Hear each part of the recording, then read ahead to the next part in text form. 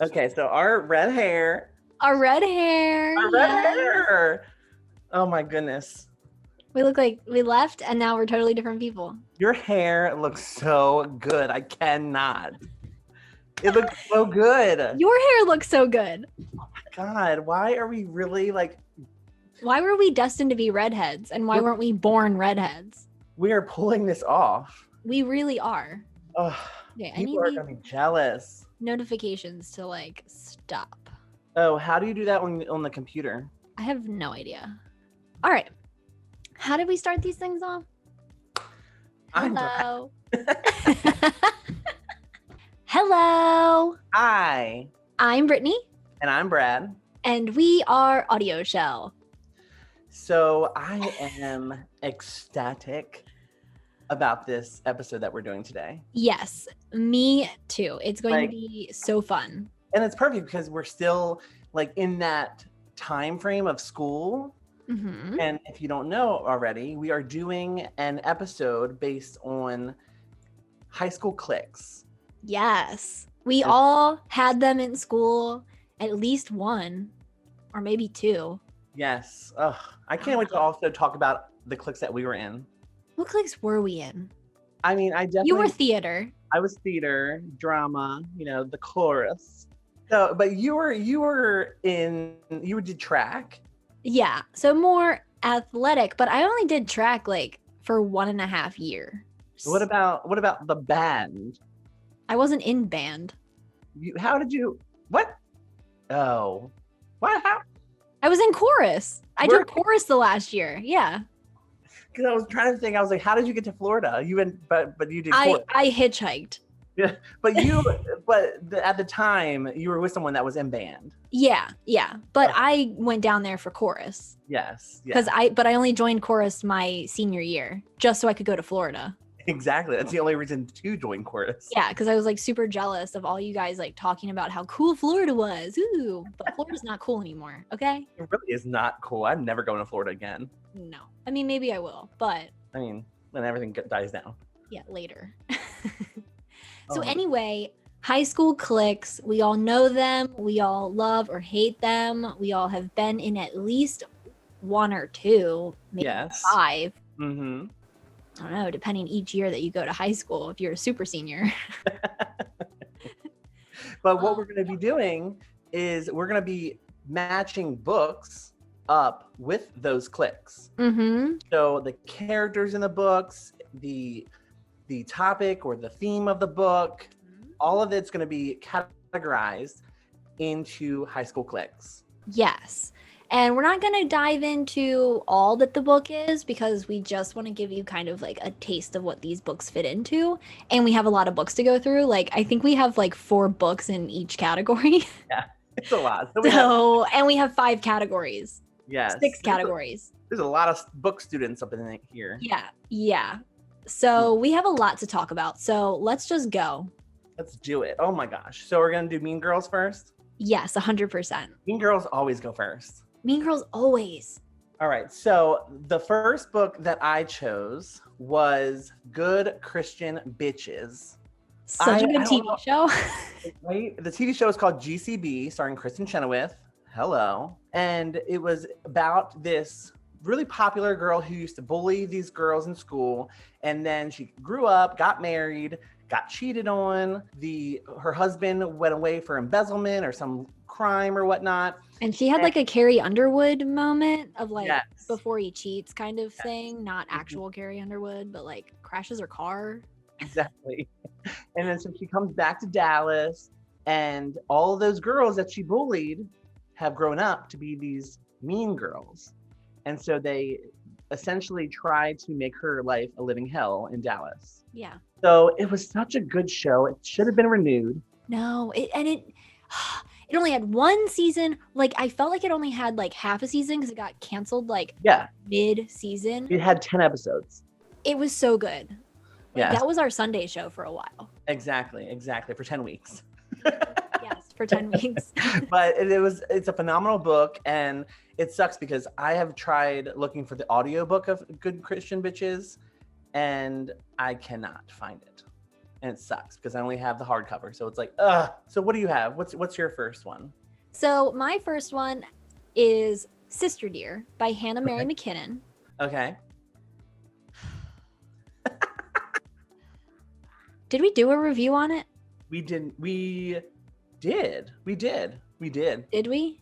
I think we did. I don't know. Maybe if you watched our imaginary video that potentially does not exist of this book, Sister Dear, you will know that this bitch of a not main character, of the secondary character, the Sister Dear, is the biggest mean girl I've ever seen in a book. Ever. Oh my goodness. She's sociopathic, evil witch.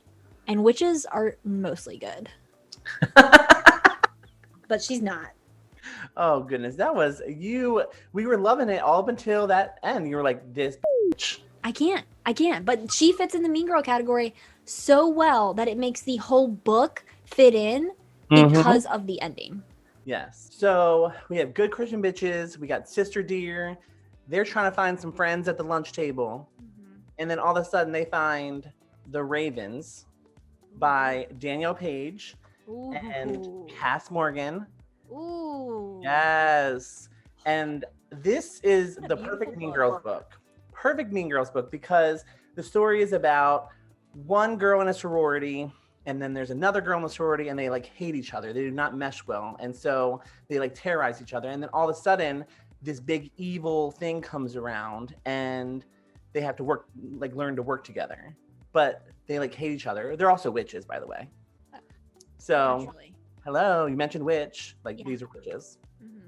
So I had to put them in the pop or the Mean Girls category because they be witches. Oh, absolutely. And every Mean Girl group needs its leader, which is usually the older person in the group. Yeah.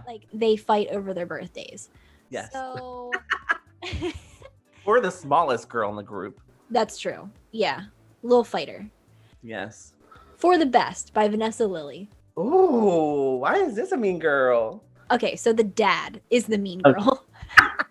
And he's the leader of the group because he is an old man with a podcast. Sounds familiar.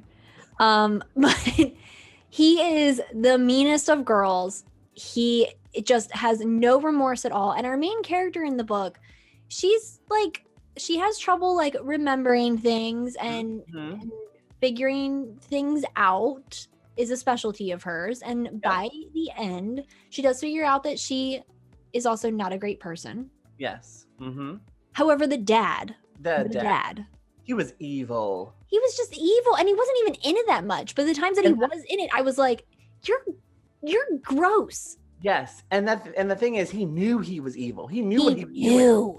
He knew it. He was calculated. He was manipulative and mean.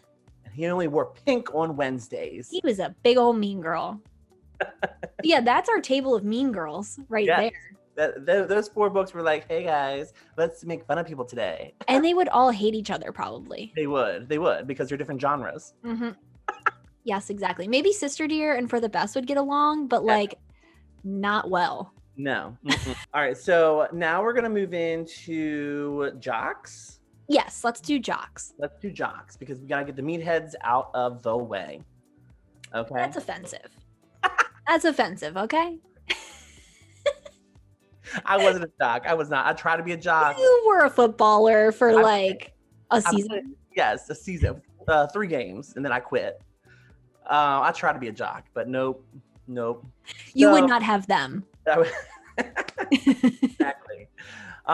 So I chose this book called In the Penalty Box. Ooh, that just sounds jockey. Yes, I don't usually like hockey books, but this was really cool because it was about a girl who was a hockey player, and the only way she could play hockey was to join the boys' team. And so, of course, she falls in love with the hockey captain or whatever. But it was really cool to see that kind of, I don't want to say gender bend, but that inclusivity of women in a male-dominated sport. So Yeah, that is cool and very sounds romantic. It does. It was very sexy. They make the penalty box like have a whole new kind of definition. Oh, that's so funny. So my first one is a trilogy. It's the Okay. Bloodleaf trilogy, which only has 2 books out currently. Yes. Ooh. By Crystal Smith. So for this one, Aurelia is like, she just kicks ass. And in my mind, like, she fights for everything that she has. So that's kind of what the nice jocks, not the douchey ones, Yeah. like mean to me, is that they fight for everything. Scholarships, placement on their teams, without like cheating or anything like that. Their wins. And so yeah.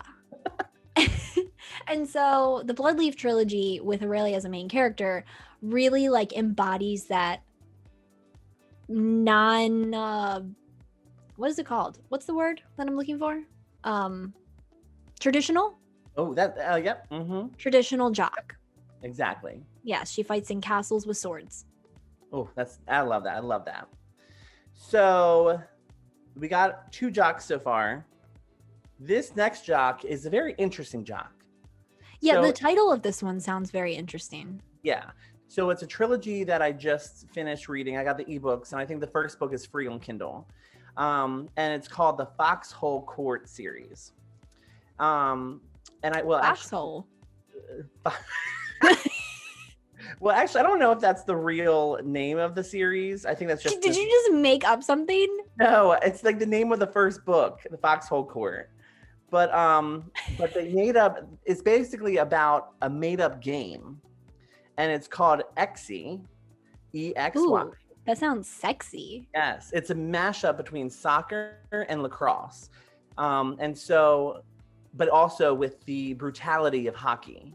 So they like are playing games. It's like rugby kind of situation, but Okay. it's also like You just named 4 sports. and that's why it's so cool because they mix all these sports together. Let me just read it. to you. Okay. So it says, Exy is a sport played on a soccer-sized court that has walls and ceilings made of plexiglass. It is an evolved sort of lacrosse with the violence of ice hockey. A team consists of 6 players, each of which has a racket with varying depths of netting. We got tennis? Yes. To score, the players must shoot the ball at the goal, a rectangle marked on the shorter wall. The goal will light up in red if it is hit, and the objective of the game is to outscore one's opponent. So they also have raving as a sport. Yes. Oh my God, lighting up goals? Like, geez. I was like, wait, what? Because in the book there's the foxes and then the ravens, so there's like the team names. And it's also very LGBT, but not really. There's no romance at all. But it's like some characters are gay, so I was like, well, I'm excited about this. This book is the most confusing book I have ever heard described. And it's also very triggering. Like, really, this book is very dark. Somebody get their teeth knocked out from the soccer, lacrosse, rugby rave? Not even that. There's mafia involvement. There's like sex trafficking. This series is crazy. I just finished it. I was just like, what did I just read? But it has a huge fandom. That is nuts. So I had to put it in the Jocks section. Yeah. Oh, absolutely. Just every single sport. It is the definition. Like, there's a new genre called jock, and the Foxhole Court. Yeah.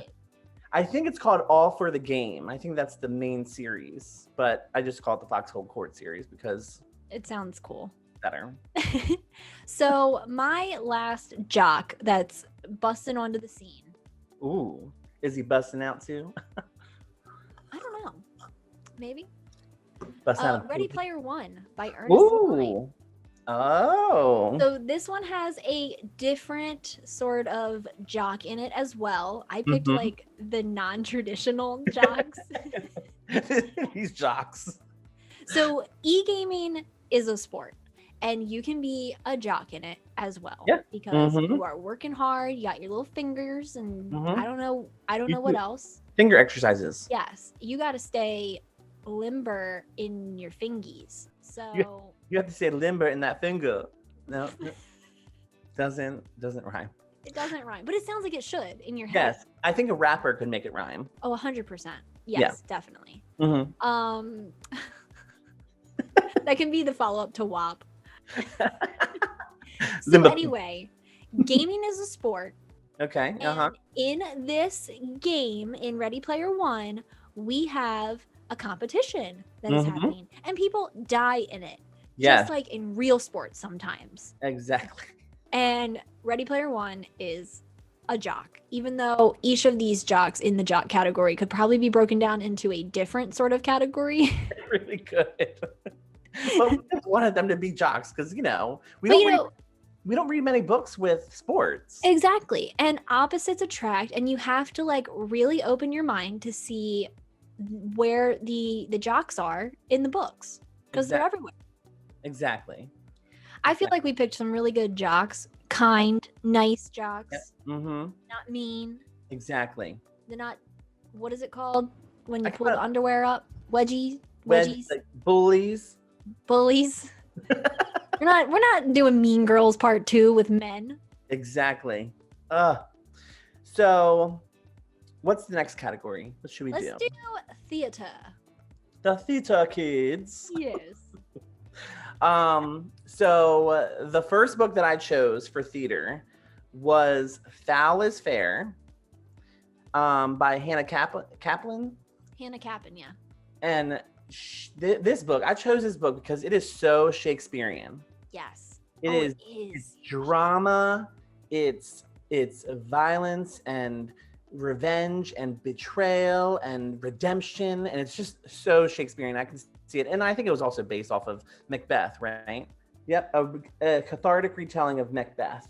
Yes. Okay, so there we have it. Total drama. It's so drama. And I was thinking as I was going through and like picking the books for these, and we were like discussing the books that we were choosing and stuff like that, I was like, it's kind of like maybe we're fitting theater kids into too tight a box of like, oh, they're dramatic. Yeah. But then I remember the theater kids at school, and I remember you. Yes. And I'm like, that's just drama. It is. That is drama. It's just like very dramatic people, and it's not a bad thing. Who kissed who? Yes, like everybody in theater in our high school was kissing on somebody. Yeah. See, that's the thing is like Jocks and the Mean Girls, everyone, they all keep their kissing secret, you know? Yeah. And the drama kids were like, let's tell the world. Yeah. We want that attention. I feel like I felt like I fit in the jock crew for a little bit. There really was like no drama. Yeah. Like there was a lack of drama. There was like starving for drama. The only drama was like, I need to get that first place trophy. Yeah. And then in the winter, for like indoor track, some of the chorus kids, because chorus wasn't like, there was no like real play happening. There was no trips. Some of the chorus kids would join the indoor track team. Yeah. And then we would get some drama. Yes, of course. So there was like, it wasn't a coincidence. Exactly. We have drama following us everywhere. Yeah. So that's why I feel okay saying The Two Lives of Lydia Bird by Joseph Silver is on my list for drama. It's very sad book. Very sad. I'm crying just thinking about it. We cried every 5 seconds, which is one of the reasons why I feel like it made us very dramatic. Like whenever we talk about it, we are just very over the top. I like, no, I want to know why. Sally Field drama. Yes. We were Sally Fielding all over this book. Exactly. And also just Lydia's life. She's living in two different worlds, the waking and the sleeping world. And it is just drama. Yes. I can see it on the actual stage. Yes, like, exactly. She goes to sleep, and then the stage goes black, and then stars come up, and then she's traveled to a different world to see her long lost love who's dead.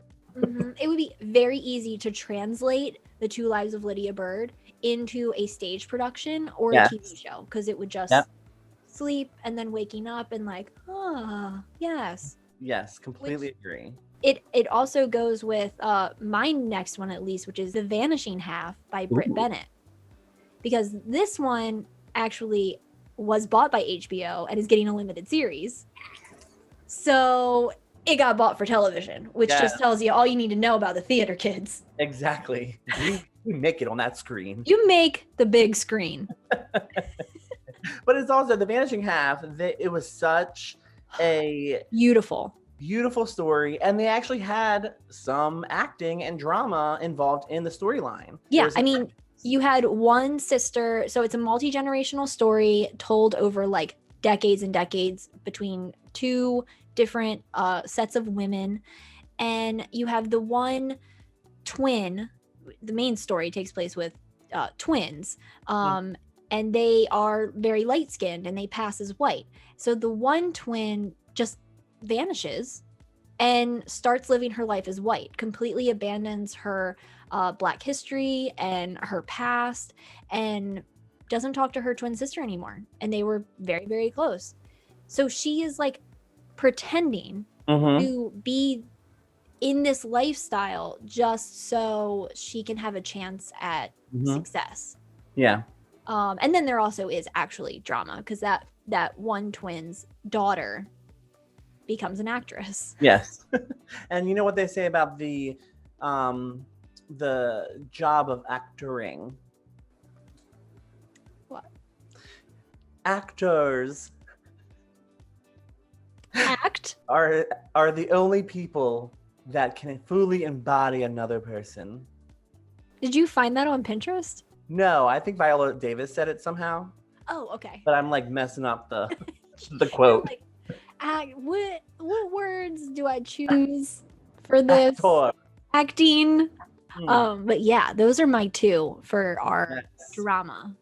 So my second choice and the fourth book to join the drama kids and the theater kids in our little high school clique, it's actually another trilogy, and this is called the Captive Prince Trilogy. Oh. So I just finished reading all three of these books. This is the most dramatic, sexiest book I've ever read. So it's about this prince who his brother like manipulates the situation and gets him sent away to be a captive prince at another kingdom because his brother wants the throne.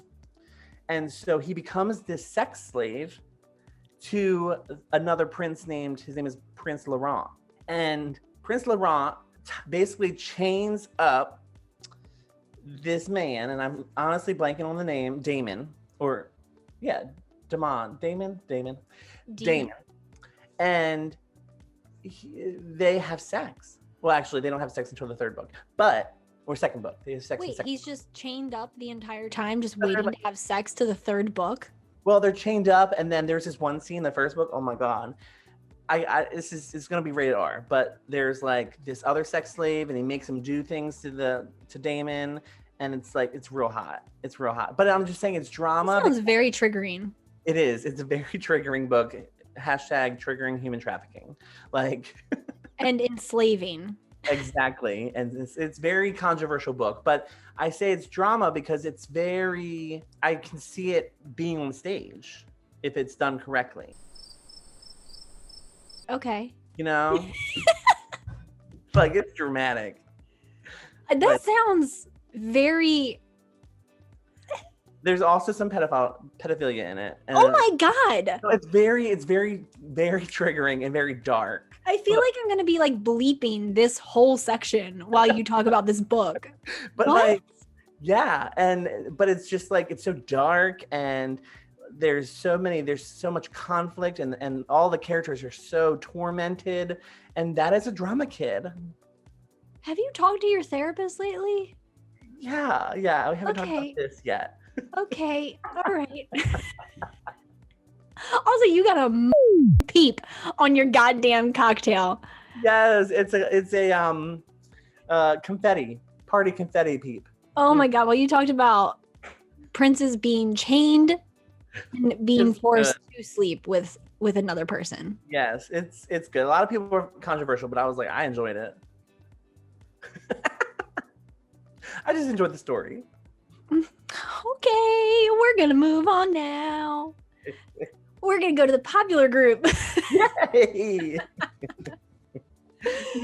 So who's popular? Who's coming to the group? So for this group, I feel like it's important to distinguish because I feel like the Mean Girls movie kind of made it seem like the Mean Girls were the popular group as well. No, but that's just not true. A lot of time, the Mean Girls, at least from our experience, the Mean Girls were like this separate entity that were just miserable and really just needed to talk to somebody. Exactly. And like seek help.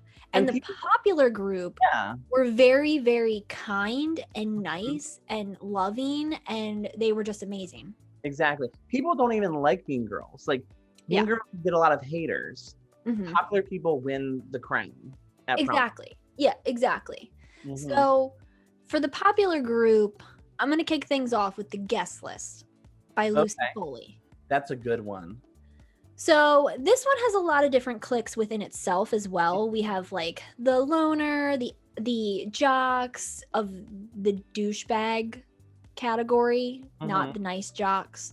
And we also have like the mysterious kids kinda. But then we also have the popular kid, the popular girl that we surrounded the story mostly around because it was her wedding. And I'm sorry, you can't have a wedding if you with traveling to an Irish Isle, having people come from all over, a big crowd. Nobody would come to my wedding if I was having an Irish Isle. Eddie's cousin got married in Ireland, and no one came to her wedding. Like we would have like 15 people maybe show up. But this wedding had like 200 people showing up for their wedding. Traveling in, they're spending their money. Also, they can see this beautiful woman marry. I don't even want to say that man. That man. Bag. That douchey jock. Yes. Man. Yes. Oh, that's not even on jock list. Yes, exactly. We're not talking about those jocks. Sounds jockstrap. Sounds like jockstrap. So jockstrap. So my first popular kid is A Court of Thorns and Roses. The reason why is everyone in the book world loves this series. And I just finished the 4th book, which is a novella. And I'm like, it's good. I like it, but it's not, I don't know if it really deserves all the rave that it gets. But it's still a popular book because a lot of people love it. And it's not really, you can't really hate on it, if that makes sense. You know, what's funny is that I feel like we have a certain ability to see through people's bullshit. Yeah. And so what you're describing to me that I'm hearing is that you went into this book with open eyes and you could see its faults. Whereas some people might be going into it because they just love the series and are just reading it and loving it automatically without actually looking at it critically. Exactly. And so one of the biggest things for me in this series so far, and I think it's just Sarah J. Maas in general, and I like her as an author. However, she does this thing where she doesn't explain something until the next book. And I don't got time for that. Like, I want to know, if I'm reading a book, I want it in my arms, in my hands, in my eyes at the same time. Also, the names of the characters. I mean, the names of the how characters. many Inas do we need? But yeah, so but I think everyone, it's a very good series. I'm excited to read the new one that just came out, but it's just a very popular series. Wait, I think I was talking about a different book. What? Is this the one with the like rogue? Yes. No, that was Throne of Glass. There's too many fucking thrones, my dude.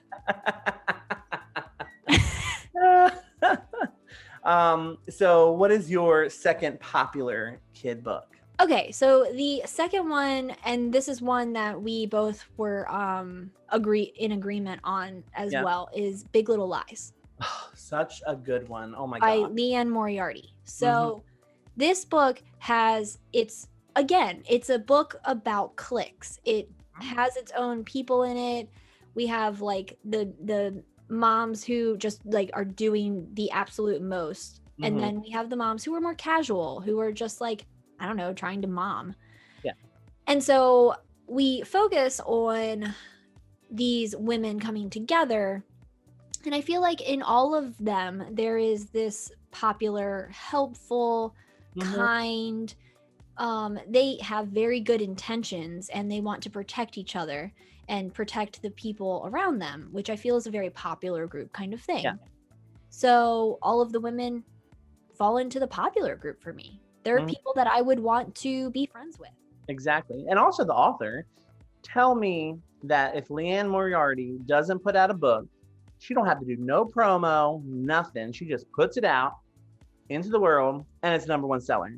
Yep. Like, that is popularity right there. Yep. And then when she re-releases it with a different cover. With a different cover. #1 again. Did that little ding ding interrupt you? Yes, probably, but I don't care. Okay, good.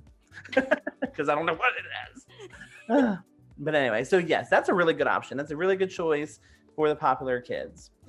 My second popular book, I just finished this book. It's called People Like Her. Oh, it just sounds popular. Yeah.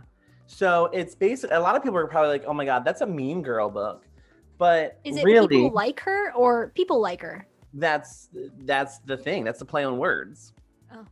So it's people like her, but it's also like, there's people like her. Like her?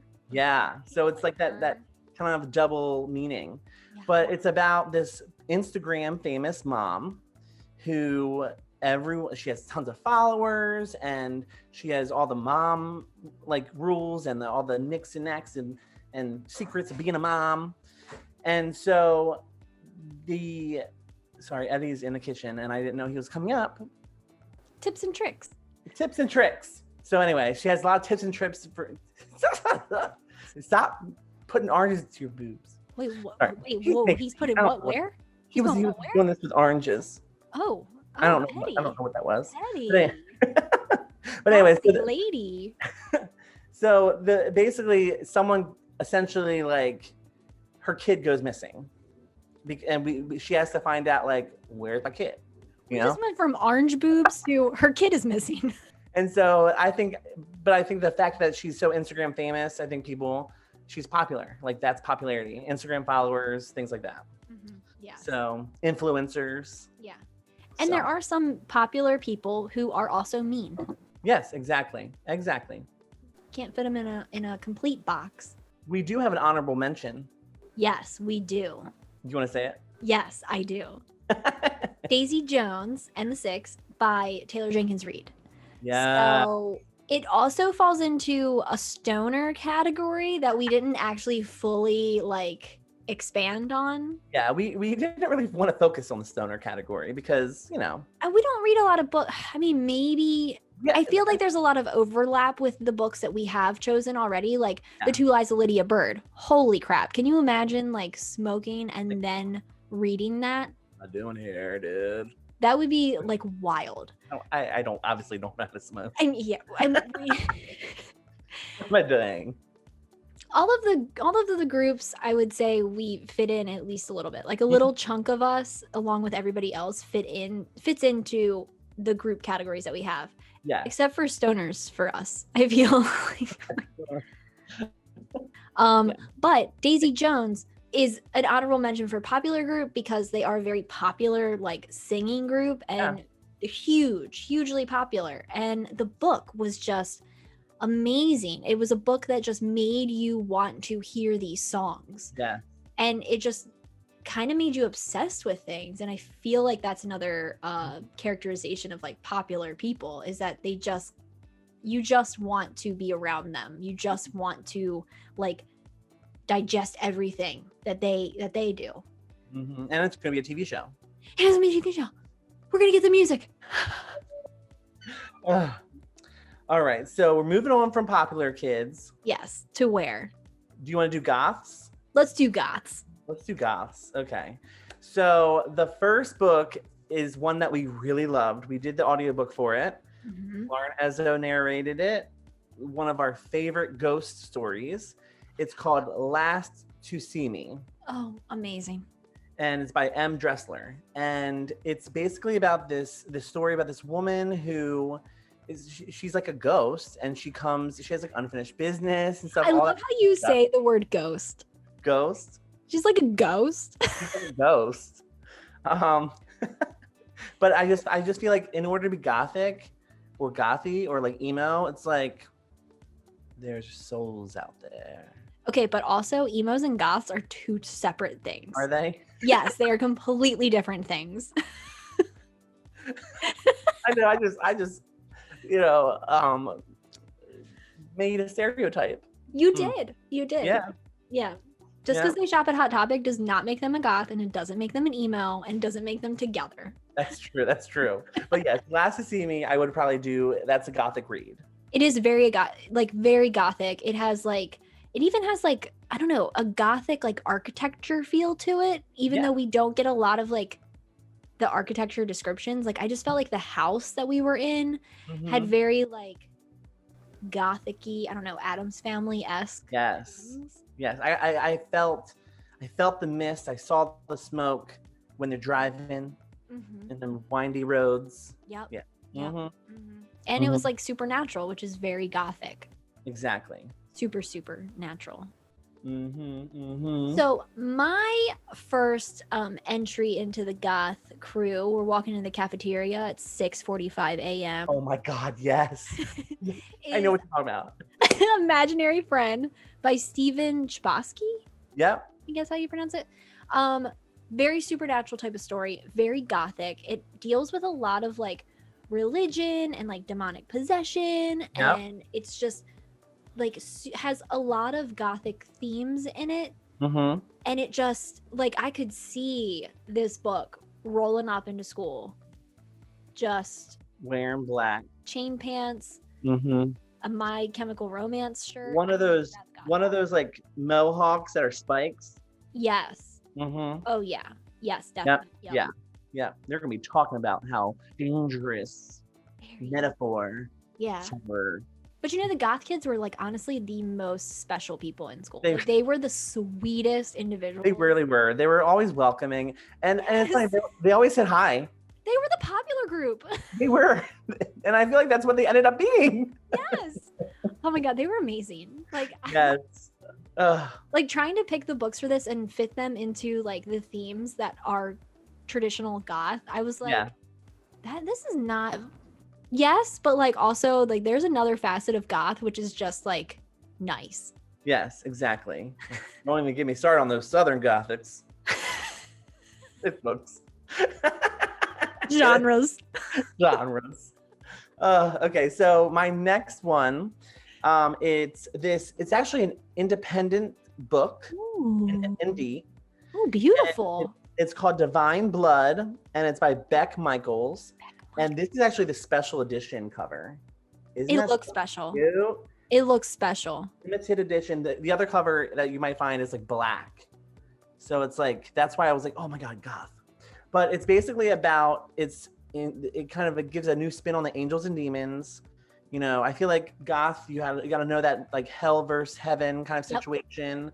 And just like that cover, it's just like. That cover, that cover is like quintessential goth mixed with a little bit of Beauty and the Beast. Exactly. And it's also a destination story, so it's a journey. They go on a journey and destination story. Yes. And it's like they have to find the meaning, which is what goth kids do. The meaning of what? Very existential. That's super X. Yes. Super existential. So I just shortened it to X because I was like, I'm not trying to spit that word. Yes. And I also wanted to choose an indie published book because, you know, goth people they do their own thing. They make their own path. Yes, it's very true. Yep. Yes. So my last person book for this category, I'm just imagining like all these books sitting at a lunch table together and just like talking. Yeah, they're like, what's up? It's very like Sesame Street. Like, Hey guys, how you doing today? Yes. Like, I feel like it is like Muppets meet Sesame Street Yeah. at a cafeteria. And A popular Lifetime kids movie. are like, wait till my newest cover edition comes out. Yeah, I'm gonna be so hot. It's like when you get a haircut. Oh, those are the digitals over there. Oh, They were so 2020. 2024. So anyway, my book is Winterwood by Okay. Shea Earnshaw. We had to get some witchery up in this bit. Yes. Again, with the supernatural, there's like the witches, we have spells, we have like fighting the darkness, and like it's a gloomy atmosphere. And I also just, again, with the architecture, just got a very like beautiful, like kind of macabre feel from the house, from the Walker house. So Exactly. it's an amazing book, and I think it's very, very gothic, and it's just so a really good adventure too. It's so I just chilling. It's cold. It's chilling.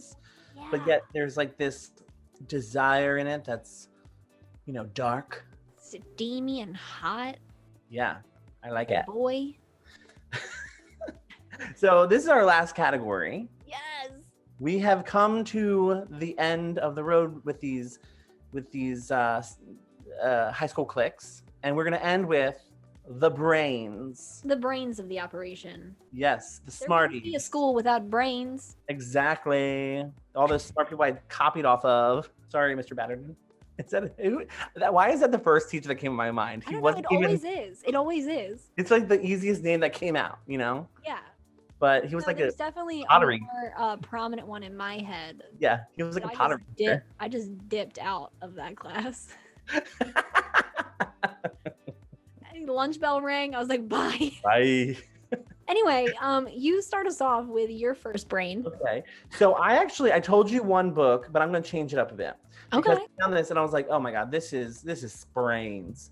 So Buy the Book by Amanda Sellett. And this girl basically lives by The book? classic literature. So she compares everything to what Jane Austen did, or like girl. my boyfriend. And so it's like, girl, you need to wake up. And that's what her friends were saying. They're like, you need to wake up. She needs to join the 21st century.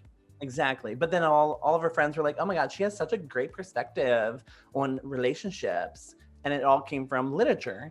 And then when she realizes that it's like, wow, life isn't like the books. It's, Yeah. Women are looked down upon and exactly. So she finally realizes that, and then she actually lives her own life. So I had to choose the Brainiac literature reader. oh yeah. Oh, that's a good one. Yeah. I was excited for it. I was like, oh my God, I have to use this one. Yeah, that one's really good. So my first one is When No One Is Watching Ooh. by Alyssa Cole. I feel like this is another one like with like Shea Earnshaw. Like I have to include this book in like I almost said thing. Every single thing that we do for category books, because it's a really amazing book. And especially for the brains, like you read this book and you're just like, holy crap, they're Scooby-Dooing this thing all over the place. Like they are solving this mystery. There's like scandal, and there's just like, it's a book that deals with like gentrification and like the silencing of Black communities and just the moving in of like these rich white people who have no care in the world about the people that they are destroying and are very racist.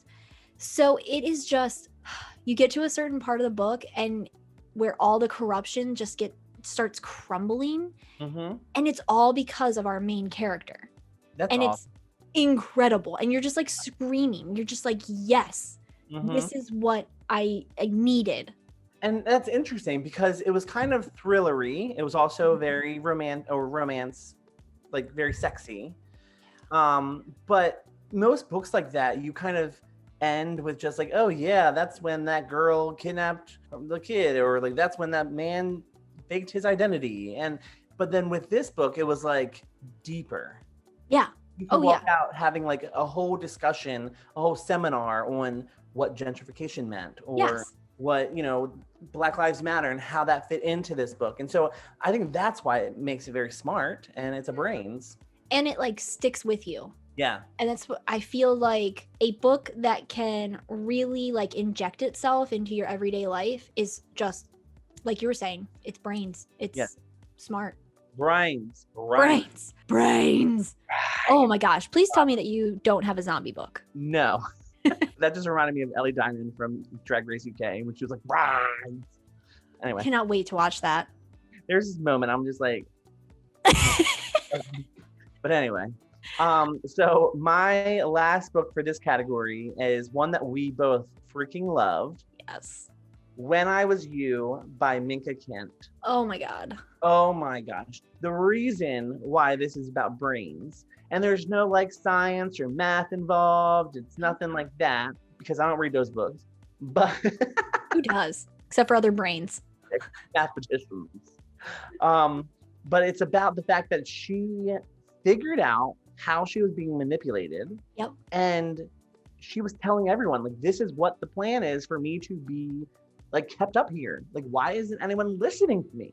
Like, she was so smart. And then that's very rare that you see that in a main character, a hero in a thriller, because usually they're the last ones to find out. Yep. They're the last ones to do anything. And the thing that I will always say about this book is that I love that she called the police. Yes. In the very beginning, when she knew that something was wrong, she called the police. She didn't do the thing like in the movies where they're like, I'm just going to dial 911 and then the phone's going to get knocked out of my hand, or before I hit send, I'm just going to have like a change of heart. No, she actually called them. She sought out help at every single turn. And when she was denied, well, then she had to take it into her own hands. Yeah. And she had to be the help that she needed other people for. And why was she denied? Because of the stigma of mental health. Yes. They thought she was crazy. They thought she was crazy. They tried to gaslight her, and she was like, I'm not having it today, sis. I love that book. Oh my God. Brains for days. Yes. Like, there was brains all over the place. Loved it. It's such a good, strong book that I think, all the books I think everybody should read. Definitely. And fit them into your groups for yourself, because like we said, all of these books can fit into many, many different categories. Exactly. Did you have a last one, or did you finish up your two brains? I only had one brain, and then it was When I Was You. You had another one that you told me about, which was The Stories Stars Tell. I did. But I really wanted to focus on by the book.